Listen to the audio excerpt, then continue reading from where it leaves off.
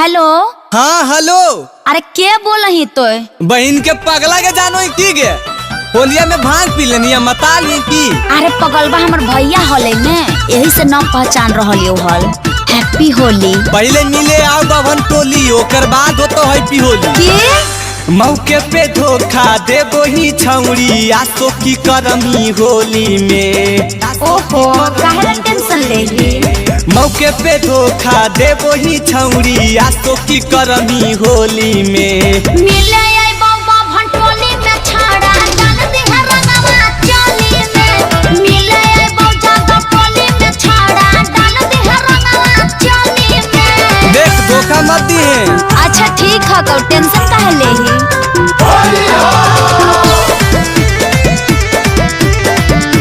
Music by Chandan Singh.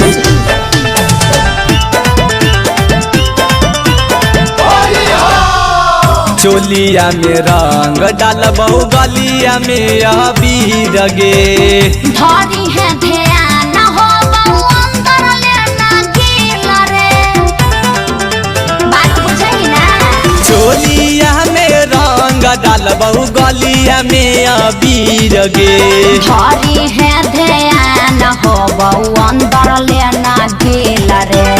आसो नयनी तमहर जइबौ जहर खाई के होली में। आसो नयनी तमहर जइबौ जहर खाई के होली में। मिले आई बाबा भंटोली में छाड़ा डाल दी है रंगवा चोली में। मिले आई बाबा भंटोली में छाड़ा डाल दी है रंगवा चोली